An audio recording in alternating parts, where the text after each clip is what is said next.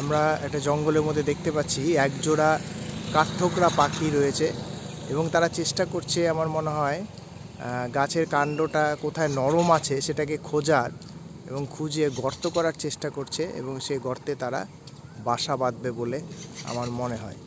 তো একজন প্রকৃতি এবং পরিবেশ প্রেমী হিসাবে এইটা আমার কাছে অত্যন্ত দুর্লভ মুহূর্ত, তাই আমি ক্যামেরাবন্দি করলাম যাতে করে অসংখ্য মানুষ এই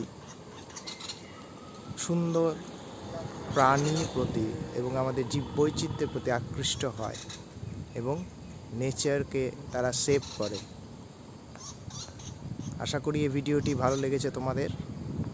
ভালো লাগলে লাইক করো এবং আমার চ্যানেলটাকে সাবস্ক্রাইব করো, যাতে করে আমি উৎসাহিত হয়ে তোমাদের জন্য আরও অনেক এই রকম ভিডিও করতে পারি। এবং সমস্ত দর্শক বন্ধুদের ধন্যবাদ এই ভিডিওটি দেখার জন্য।